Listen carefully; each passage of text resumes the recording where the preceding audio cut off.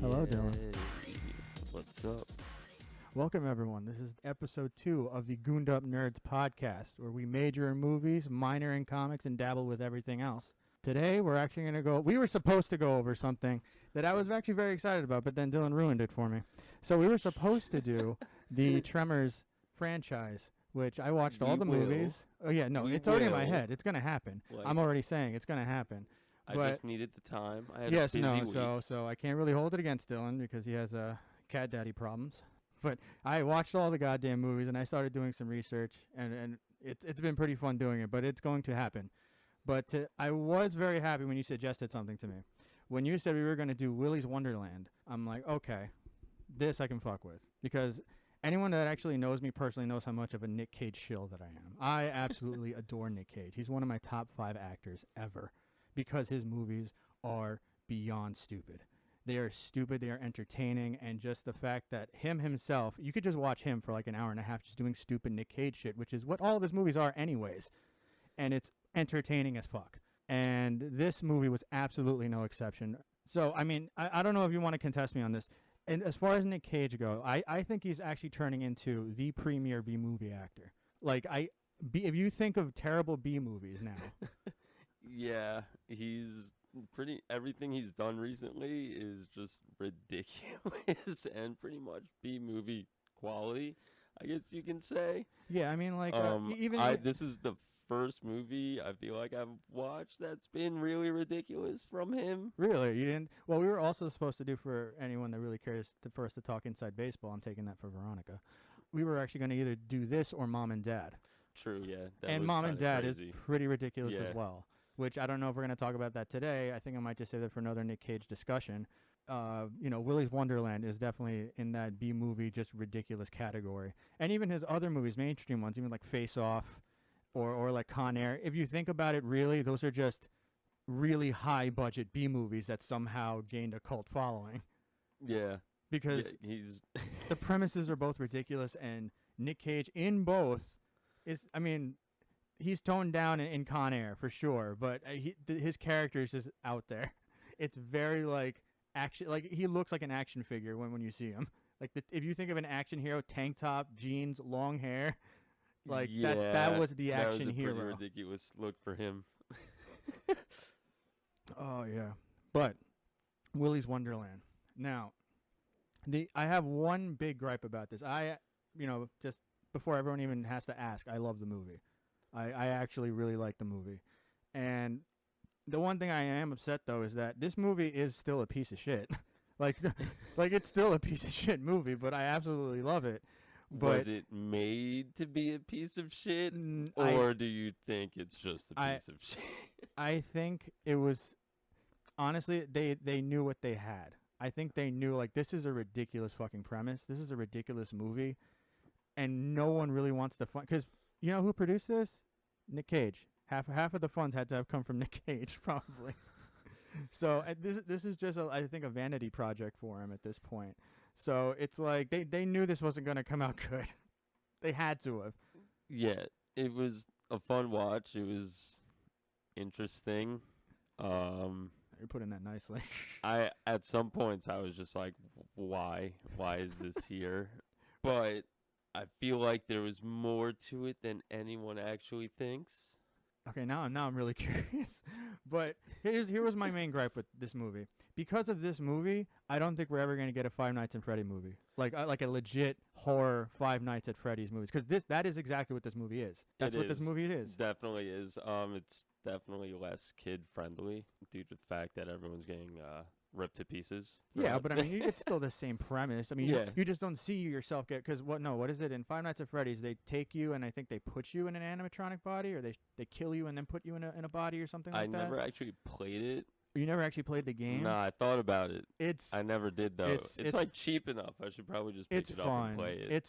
It's fucking scary. I mean, I am not good with horror. I haven't had anything else to play, so I'll probably do it. It's fun. I mean, so the premise of Five Nights at Freddy's... You're like a security guard, right? Yeah, you're a security guard that's in a stationary chair, and you were watching monitors, being a security guard over this abandoned Chuck E. Cheese style place with these animatronics. And throughout the night, the whole thing is you get paid a good deal of money to stay the 5 nights there, but people go missing, things happen there. They warn you that things happen there. You see newspaper clippings of missing people or whatever the fuck, and then you sit in the room, but then you start noticing that the things start moving. Not like moving, but like you look around and it's not there anymore. Then you look in another room and there it is, or it's like right up against the camera. And then what you have to watch out for is that they don't come to your door and get you. So okay, so you're like watching the cameras to stop them from coming in on you. Because the only control you have is to close the doors, and that's it. But the thing is, it's not like you can hold the button and keep the doors closed all the time. The battery runs out, so you have to like ration how much you use the door. So you have to be sure. And there's some you have to make it through the night. Yeah, and it's like, and it ramps up each night. Like it gets scary because they'll like pop out of nowhere or whatever the fuck. But like there's one where it's like you're like looking like, all right, nothing's moving, and then you look down and you just see one of them fucking booking at you like the T-1000 coming down the fucking hallway, and you're just like, what the fuck? And you have to just close the door, and you just see it come before it hits the door, and it's fucking scary. But this is basically what that movie is, but it completely makes a mockery of that whole horror dynamic that you have there, because the idea behind this, it's like, okay, and they even say it in the movie, you know, he's not locked up in here with them, they're locked up in here with him. I mean, I don't know if you want to break it down just by going through the events of the movie, or you just want to drop whatever it is you want to drop on this. Because, I mean, the premise of this movie I just explained to a T. So yeah, so I feel like Nicolas Cage, honestly, I mean, I'll just drop it. But I feel like he's like an angel of death, and he was there to collect on the deals that everyone had to make do on. Oh, shit. Like, I feel like he was already on his way there, and, you know, the tire track, whether or not it was, like, due to fate to stop him, because he was only 8 miles out of town, I think they said. Yeah. So, like, and that was, like, you didn't see any other roads coming off that street and everything, so I feel like he was already on his way there. This was either just, like, a little sidestep or a way to get him officially in there and make another deal with someone. That's interesting. And I feel like, you know, the fact that he's unfazed, not speaking the entire movie, just completely unfazed. Like he was there for a purpose. He had something to do, and it was like, it was just time to finally collect on everyone's dues. Like everyone in that movie that died, I feel like didn't make good on a deal, or it was just pretty much time to collect on it. You were absolutely right. I was not ready for that. I'm going to just take a quick sip of my beer real quick while I try and process this. So, if that is the actual case, that actually makes me love this movie like 10 times more. Just because it's true. So, once you break down how the movie goes, so yes, I mean, I didn't actually describe it to a T, but like I said, it's the same kind of thing from Five Nights at Freddy, but I also wanted to point out that when the movie starts with Nick Cage is just driving down the road or whatever, well, you get introduced to the whole concept by these people getting killed at Willy's. It's literally like the Jeepers Creepers 2 beginning. Yes. Well, I was about to say, there's a lot of things that it reminds me of. It reminds me of just any other horror movie where someone's ride breaks down, they go to a town, and then it just so happens that whoever lives there made a pact with something evil. Like if you think about The Hills of Eyes, like remember the gas station owner? House of Clay, I think. Even a House of 1,000 Corpses. Yeah. You know, which is actually in the B movie kind of grindhouse aesthetic. Wax, I'm sorry. Yeah, House of Wax. But it's that same trope. So it's like, okay, so we're just playing onto the same kind of things, and you already know what's happening. Okay, he's gonna wind up at this place, and same thing. They go to a gas station, or the guy that tows him tries to say, "Hey, you can't pay. Okay, you can do this instead." He goes to the place. However, he's like that middleman. He's like that gatekeeper to the different realm, or like the guy that lures everyone in. Yeah. It's I think in Cabin in the Woods they describe it as the harbinger. Yeah, that guy. But I mean, it's interesting that you put it that way though, because it really does explain a lot about Nick Cage's character. Like, because I'm thinking, hey, this is just Nick Cage trying to get an easy goddamn paycheck. Listen, it was like crazy, and it was like stupid. Oh yeah, no. But there was also a lot of parts in the movie where it's so, in the beginning when the guy's like lighting his cigar, his like lighter doesn't work, so he like throws the lighter down in the garbage. Where I don't know. Are we?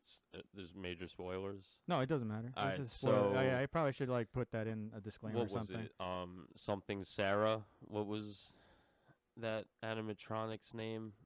Which one? The fairy? Yeah, okay. Sailing Sarah. I forget what her name was, but like she was thrown in the dumpster, but he never ripped out her like voice box or anything, and she used that lighter, that same lighter, to blow them up at the end. There were like things of fate going on through that entire like movie and everything, and I don't know, I could be wrong, but even like the kids almost broke a deal because didn't they promise Liv they were gonna find a way out for her and stay outside, and then like even though they collapsed through the roof. I think that might be stretching because honestly, it's like I mean I understand where you're coming from with that. I mean, but the like Nick Cage coming in to collect on a debt from, let's say, the town or like the actual animatronics. Well, the killers, because they because they made the deal with the devil. They got what they wanted, so he has to collect. He's You're either the devil or he's just like an angel of death.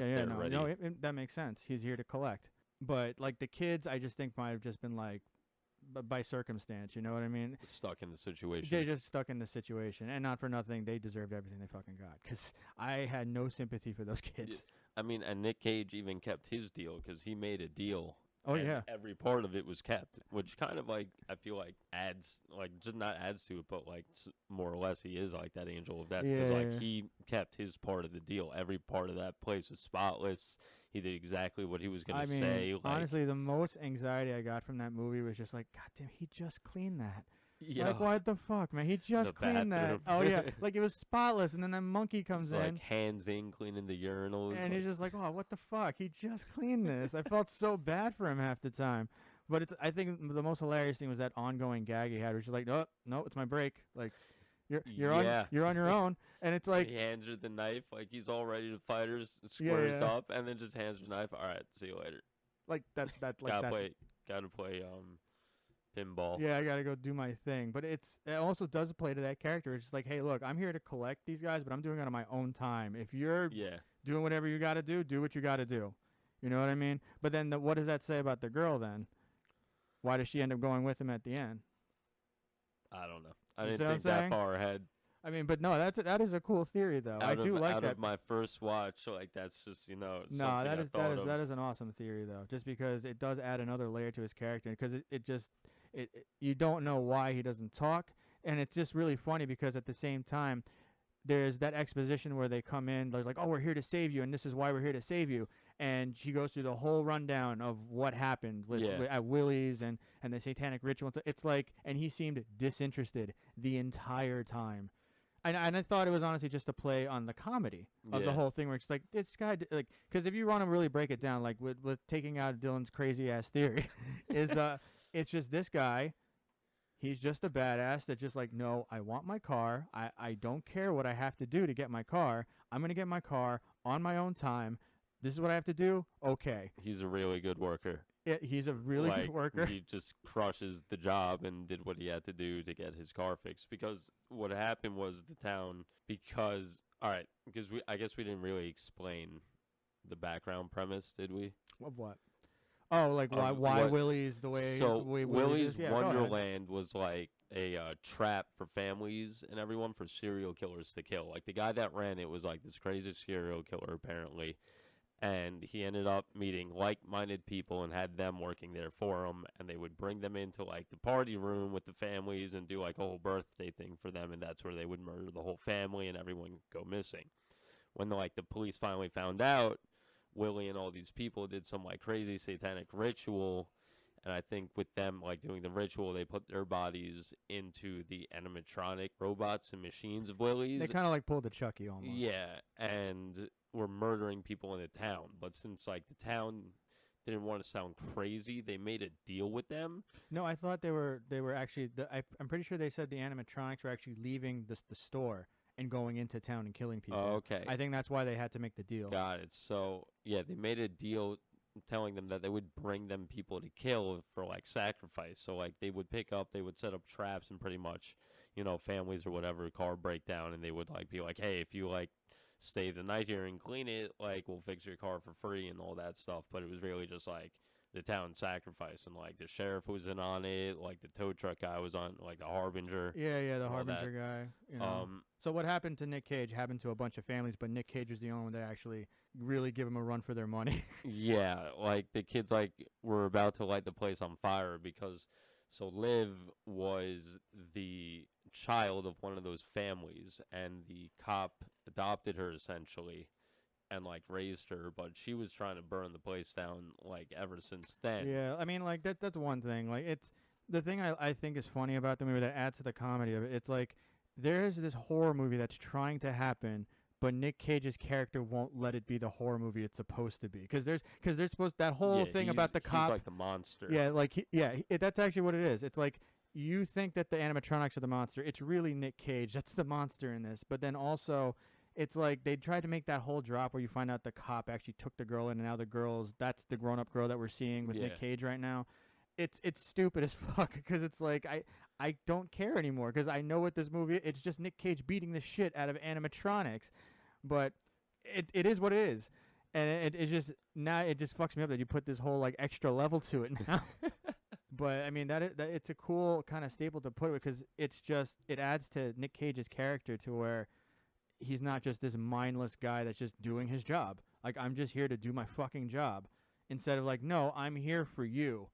I just it's just playing out this way because that's how it's it is. Yeah, it's not supposed to be obvious. You know what I mean? So I mean, like even if you like think about it, like when he's driving away at the end, like if you just look at like little subtle like things that happen in movies, if you like try to pick up on things like that like the flame from the car blowing up in his sunglasses, like they were nowhere near the car anymore. It was only the car, like the place was still standing. So like you also don't know if something else might come from it because it still exists. It'd be insane to me. Like I would just if I actually find out that this is what Nick Cage was going for this movie. This is actually like Ghost Rider 3, Oh god. No, you know what it is about this movie too? I feel like this is almost like if you just watch, because I remember when I watched this movie, I watched it with my friend Ken for the first time, but before that, I watched a bunch of Nick Cage movies before this. So it almost feels like I was actually watching like a Nick Cage television series where Nick Cage just goes from different places getting into weird fucking adventures, and then he just ended up at find out. Because before that, when I watched like a filler episode. Yeah, I watched like National Treasure before that. I'm like, oh, he couldn't get the treasure, so I guess. Now he's just driving on to the next town. He's driving on to the next little town. Filler episode before next movie. The next movie, which I think they're still doing. It's that fuck. Why can't I think of the movie? Oh, it's like John Wick, but instead of killing his dog, he's trying to get back his truffle pig. It's called Pig.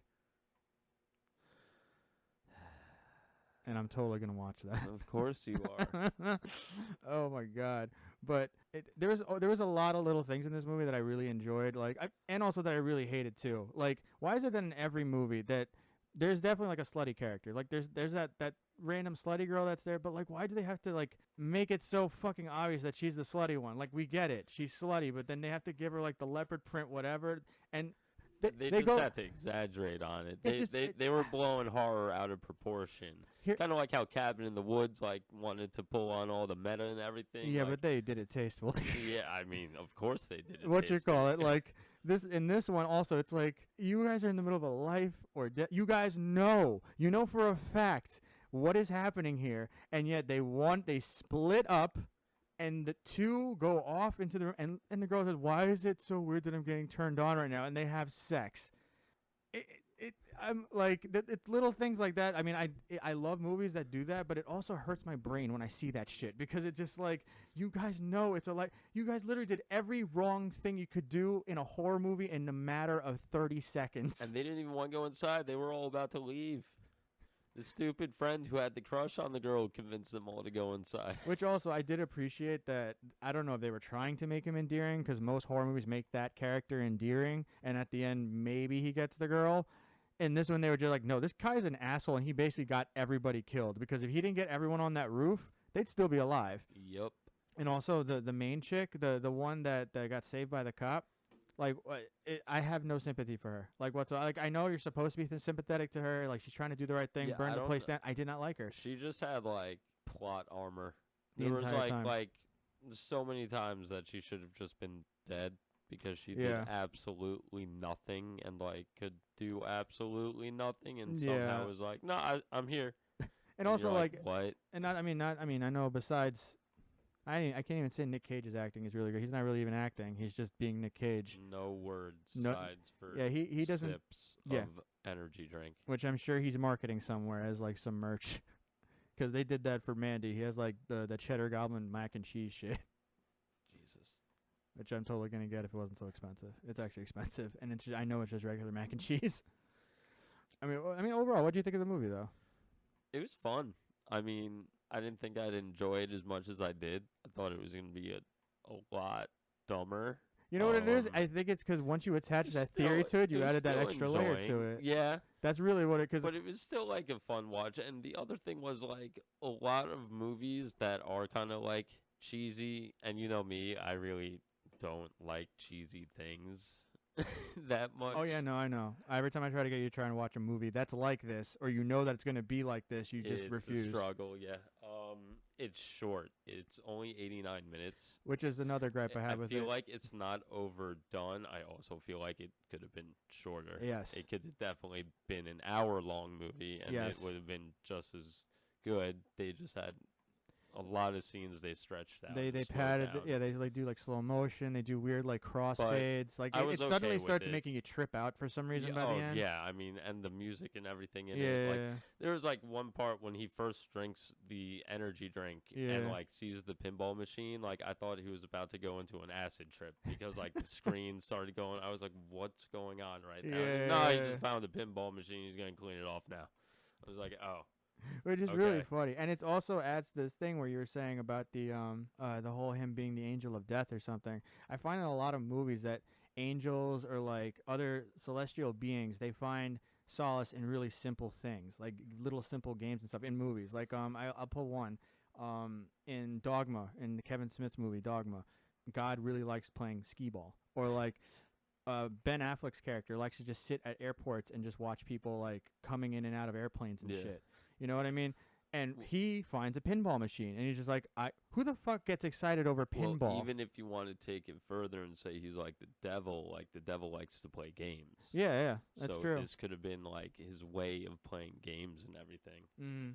Or like if it's a take on the devil, like the devil has OCD because it's like every 15 minutes, no, I have to take a break. I don't care what's happening, I have to take a break. Well, wasn't that like part of the deal? I think the guy like told him like, make sure you take a lot of breaks. No, he says, yeah, please take a break because you know you can't. Just work all the way through. Like maybe, but he took it really seriously. Yeah, maybe it was just like we said, like it's all with the deals and everything. Oh yeah, he just kept very true to his deal and did what he had to do while taking the amount of breaks the guy had told, because I forgot that until because I started rewatching it again. Yeah. And like at first I was like, yo, like how the hell does this guy get so many damn breaks? Like, is he just really freaking lazy or like super efficient? He's super efficient. Super efficient, he's definitely. Super efficient. Because that place is spotless when he's done. I forgot that the guy said like take a lot of breaks or something to him. So yeah, it's. But his character is interesting, and that whole Angel of Death devil thing just does add to it. And you can probably kind of parlay that into why the girl left with him. It's just like I don't know, like he's just like, hey, I'll just take you to where you need to go or something like that. Training, I don't know, or maybe like, hey, like maybe I'm owed something out of all this, and you know what I mean? I don't know. Because she survived. I guess like she was owed something because like Willy never took her. I don't know. I don't know. She survived the night. I don't know. That's really where the theory kind of hits a wall. I mean, other than I'm rewatching it, but yeah, no. Now with this new outlet, I gotta rewatch it. Now you gotta like pick up on all the like subtleties and things that go on things, now, because that could matter if this theory. I think it's a good theory. It's not a bad one. It really isn't. Need to further solidify. It really is not. It really isn't. It adds definitely a different layer to it, and actually makes it seem better than it really is. I mean, it's just because everyone ragged on this movie when it came out. And it's like, what the fuck were you expecting when you saw the trailer to this movie? Because the movie kind of spelled it out for you already. Like Nick Cage is gonna beat the shit out of Chuck E. Cheese characters. Yeah, I mean, there was nothing hidden about this movie. No, but like it's all right there in the trailer. Yeah, I mean, the only thing that they don't tell you obviously is that he's not talking through this entire movie. Yeah, I thought by the end he would have had like a one-liner or something cheesy. Yeah, same. I was waiting for it. Literally not one word. But my friend had a theory by the end. I was really hoping he was going to be right, but like by the end, like he would like kind of, you would just see him driving his car down, and he would just start like singing the Happy Birthday song because he'd been playing it the entire fucking time. He was just singing "Hit Your Bird." That would have been pretty. That would have been pretty funny, but like they didn't do it. But I do like that they stuck with that for the character, and it actually does add the layer. Which like, why is he silent? Why is he just not give a shit about really what's happening? Because it's like, no, I'm supposed to be here, and I'm supposed to be doing this. Yeah. You guys are just these kids. You guys are just in the way right now. So if you guys are in the way, you guys are in the way. Yeah, because she tried to kill one of them, and he stopped her in the beginning, and like that could have either been like, you can say, oh, he was protecting her because there's no way she could have taken her down or something, but it's like if that was the case, he would have saved them because like he was on break when they all were getting murdered. He gave no care. So I think like he just stopped her because it was like his job to kill them. Yeah. And it was like, no, like you don't get to kill them. Like I have to do it. Like, yeah. And he probably knew like she's not gonna kill him. Just here's a knife in case you need to defend yourself. Yeah. Well, he took her knife away and then gave it back. Yeah, but man, but I really like that theory though. Like I was not ready for you to drop that. Yeah, I like to get crazy with things sometimes. And that's why you have no choice. You are like the designated horror guy for this cast. What? Yeah, just because I have no other horror guys. Yeah, I don't know why people don't like horror movies. Like I'm not. I like horror. I'm not good with horror, but I like horror.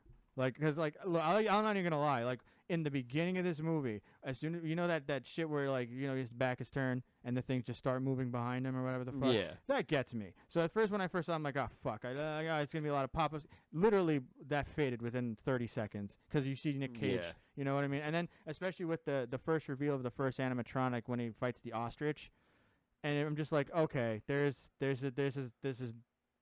is not a horror movie. Yeah. Like I'm good. This isn't a horror movie. What other horror movies has he done? He really hasn't done many. I don't really. Mandy, kind of, not really. That's more of like a revenge thriller. I mean, Mom and Dad. I enjoyed that one. I don't know. I thought that was funny. I mean, we got time. You want to talk about it? We can. I haven't watched it in a while, but we can bring it up.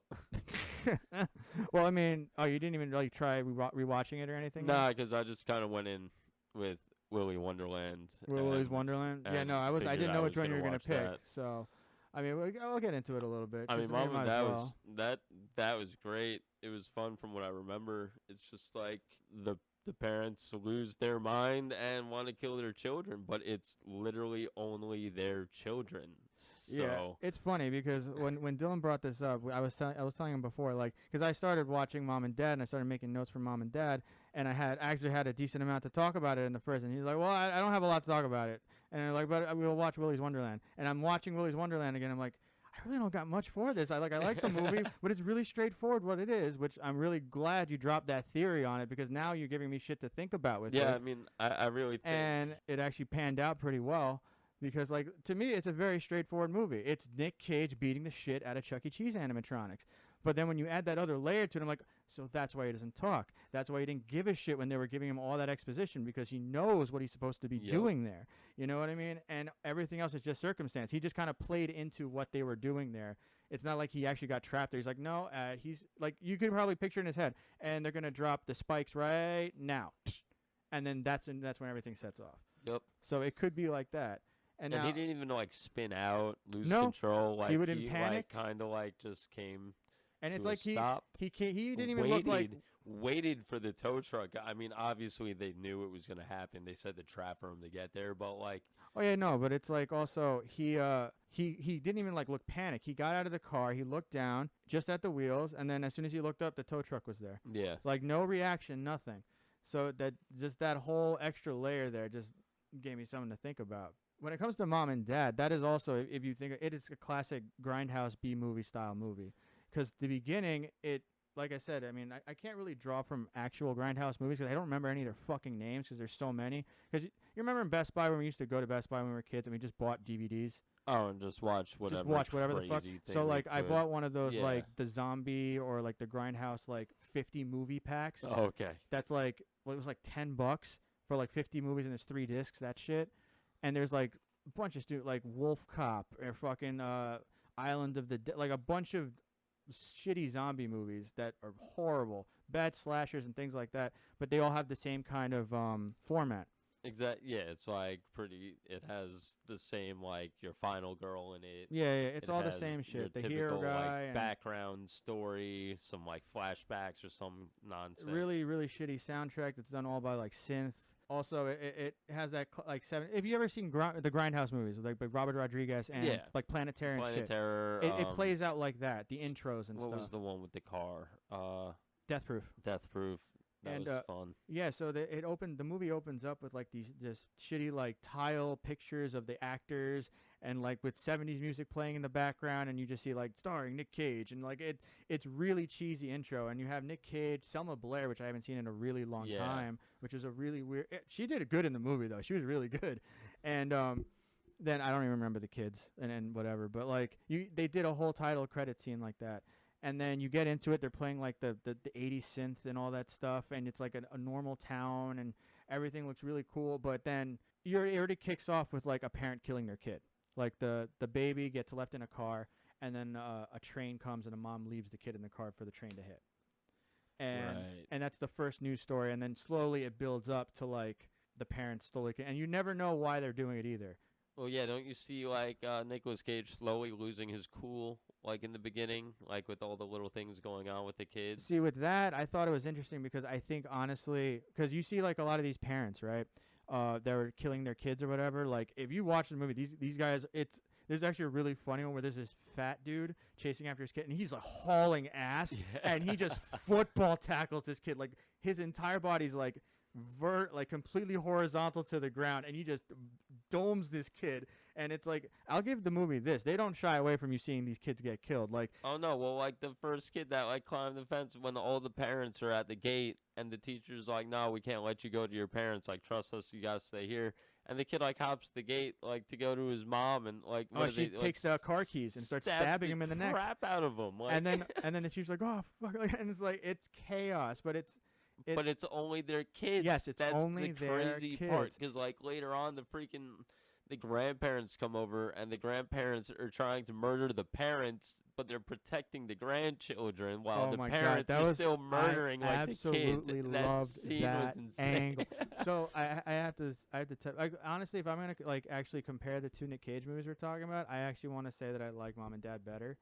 Oh, well, number one, it was like better film, better quality. Oh, yeah, it was filmed to be way more serious. Like, it was, but at the same time, you could tell they weren't really taking it seriously because there was a lot of like horror comedy. So what I was getting at before was that those parents that are just killing their kids, they're mindlessly killing their kids. It's like the crazies. Yes, but Nick Cage and Selma Blair always seem to be collected, and I think it's like, you know, because they're gonna kill their kids, but they hold off for a second. So what I think it is, like, they already are resentful of their kids.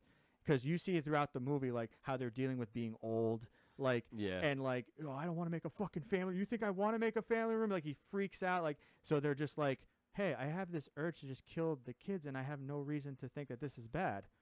Fuck, let's just roll with it. You know what I mean? That's so I feel like, and like you see throughout the movie too. Like, I remember when so the kids like locked themselves in the basement at a certain point to protect themselves, and the parents put gas leaking into the room to suffocate them. And they're like laughing outside of the door, and you see them like getting closer together as a couple. And I'm like, this is really fucked up that this is what's saving your marriage right now.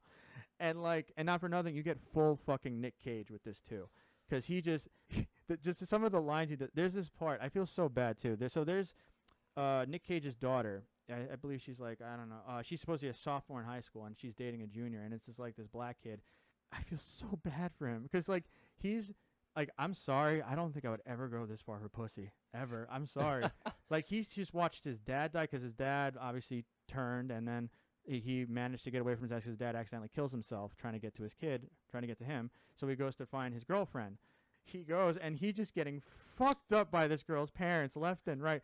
Like, Nick Cage does this unnecessary move that I just thought was hilarious. So the kid's on the floor, and Nick Cage is about to bash his head into the ground. So he does this, like, lift. And then but you see the camera, like, he looks like he's like, you know how The Rock does it? Like, and then just pops the kid's head down. And I'm just like, oh, that's fucked up. But it was so funny watching Nick Cage do that. And this is why I went on with the whole B-movie thing, because I think Nick Cage is turning out to be a premier B-movie actor. And then you have his grandfather that comes in, it's actually, I think the guy's name is Lars Henriksen or something. The guy that plays Bishop from Aliens. Okay. That's his grandfather in the movie. And if you know that guy, he actually does a lot of fucking sci-fi B movies. Like, that was his bread and butter right after Aliens and stuff. Like, if you go to Sci-Fi Channel, there's a ton of movies with just him just doing bit roles or whatever the fuck in really shitty movies. And it's just funny seeing one B movie actor, like, beat the shit out of another one. Because the entire time, like, he's running around trying to stab Nick Cage while Nick Cage is trying to kill his own kid. Yeah. So, I mean, it's a crazy movie. But then the funny thing about that is, too, is so the director, Brian Taylor, he actually, I was like, what else did this guy fucking do? He did Crank. He did Crank 2. He did... oh, that's with Jason Statham, right? Where he's like... Jason Statham. What was it? Yeah, no, where it's basically like has to like be on adrenaline to survive. Yes, he did Ghost Rider 2, which is also just Ghost Rider on fucking meth. This guy, I'm convinced when he's directing or writing, he has just a feed bag of cocaine.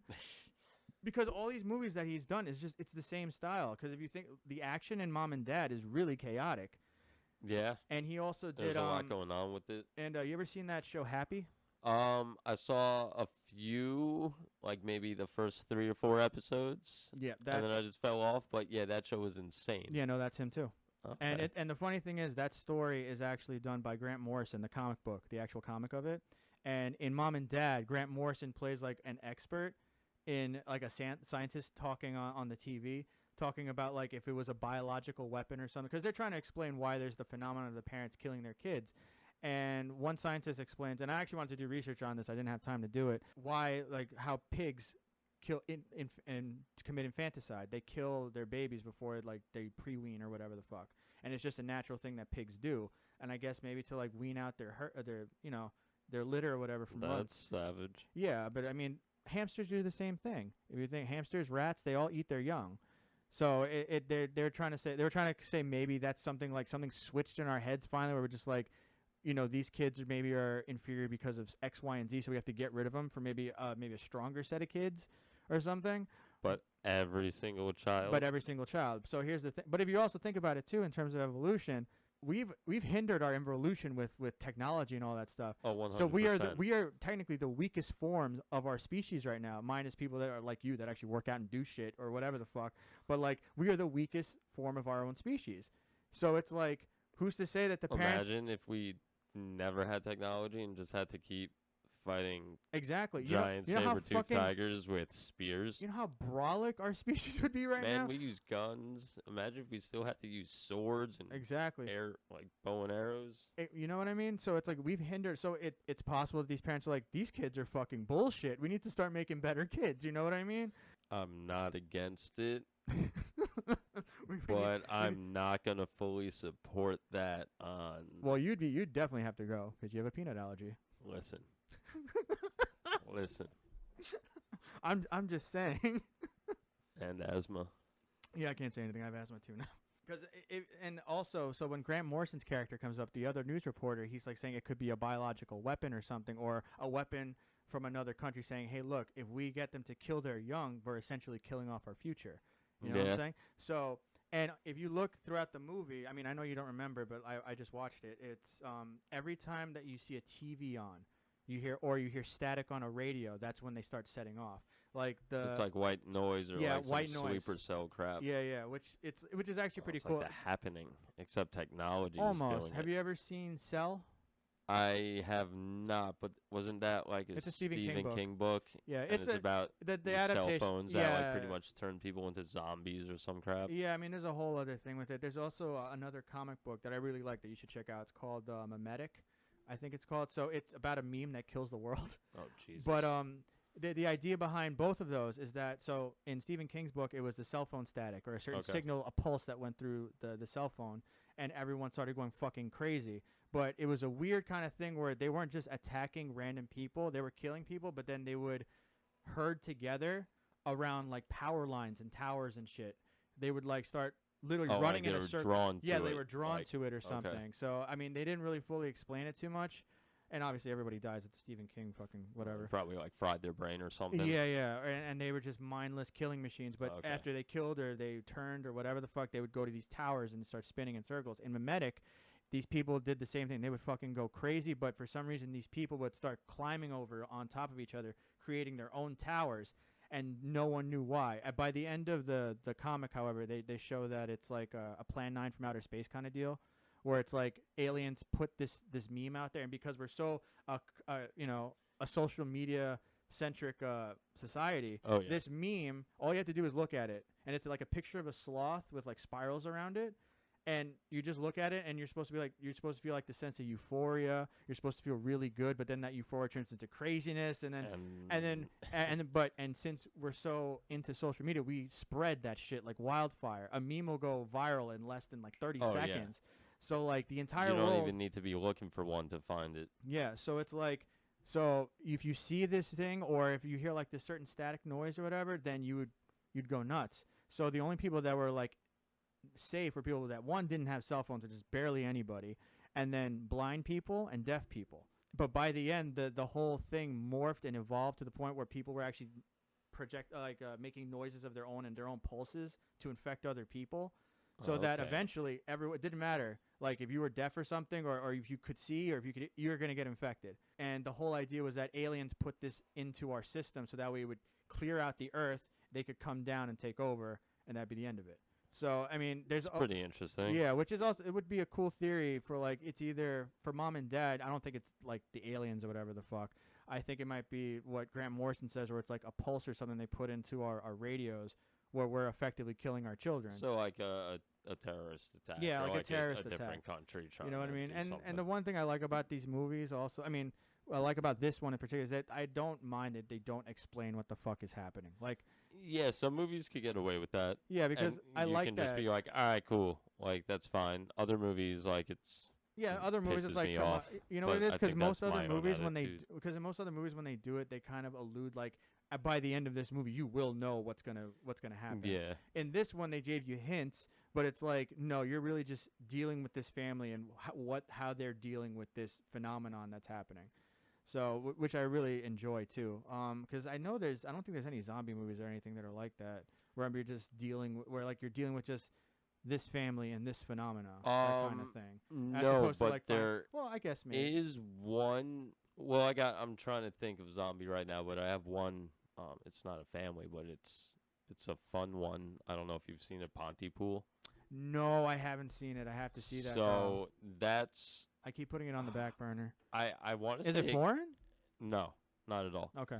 I want to say that kind of reminds me of, what is it, Memetic? You said it's Memetic?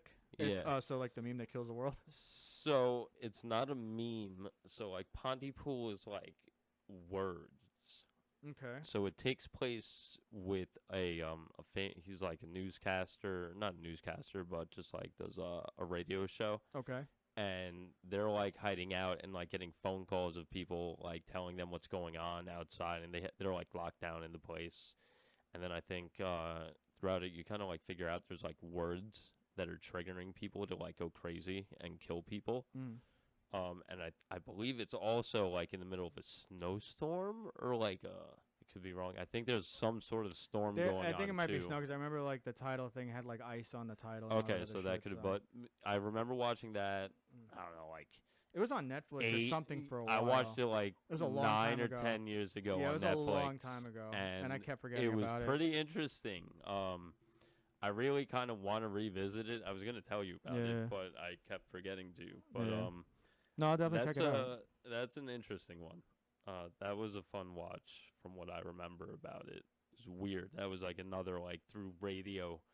I guess radio, because I think everyone was like hearing the words through the radio. I don't think they had to word it.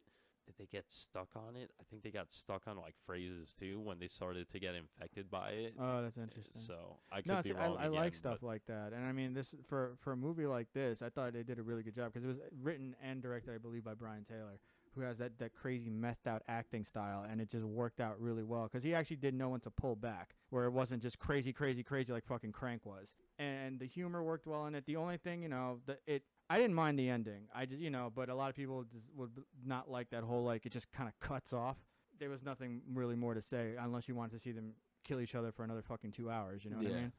So I thought it ended okay too, even though it was just like abrupt or whatever. I thought a lot of the characters had a lot of depth to them. It is a very typical in like B-movie fashion too, because they kind of skirt this whole thing, and I really like how they skirt it. So like it's implied, or at least the daughter tries to imply that like Nick Cage doesn't like the boyfriend because he's black. Because they try to imply, but then you kind of realize it's like, no, Nick Cage doesn't care that he's black. He just doesn't like the fact that there's a guy after his daughter. He's like, no, I know what 17-year-old guys want, and they're not gonna get it from you. And I'm like, okay. And like after a while, I'm trying to see if he's gonna like let it slip, like, oh, maybe this is like a racist thing happening. Like, no, he's just like, nope, I don't want you touching my daughter. Period. It doesn't matter who the fuck you are. But I felt so bad for that guy. That guy fucked up. He has like a concussion. The wife fish hooks him through the fucking mouth with a clothes hanger. I remember that. Yeah. But I do like that he got his at the end. Like by the end, he literally just like he just takes a shovel to Selma Blair's face, just like doosh, and then they tie them up, and then that's the end of the movie. But I mean, I enjoyed that movie a lot, and I'm gonna say I do like it better than Willy's Wonderland. But I mean, you're right. It's just there's a very big difference in quality there. Oh yeah, one of them was because I was trying to look up the director for Willy's like Wonderland. Mainstream. Didn't hear about anything else this guy did. I didn't recognize any of the titles, and there was like maybe 5 other titles spaced out between 5 years apart from each other. They definitely found him just like I have a feeling Nick Cage was just like, you're a director, right? All right, I just need you to film me beating the shit out of these animatronics for like 2 hours, and you'll get some money. But goddamn, covered 2 movies today. That was good. That was more than I thought we would cover. But yes, you're officially now inducted. You're the horror person now. You have no choice. Sick. It's over. But for those that are listening, thank you for listening to us. We'll try and get. Usually it's just random. There's really no schedule as to what the fuck I'm doing, because I wanted to do Tremors today, and then we ended up doing Nick Cage, which I'm still pretty fucking happy about. We'll do Tremors though. We'll do Tremors. I got a week off. I'll figure out watch all those movies. Yeah. I'm pretty much down to do whatever. I've been trying to watch a lot more movies again recently. I go through my phases. Oh yeah, and then still up to come, I will definitely be having an actual movie review video whenever I can get around work and actually get to film actual production and stuff like that. Okay, anyway, so that is episode 2, you guys. So thank you for listening, and remember, fuck your fandom. I do not give a shit what you like. Just listen to me.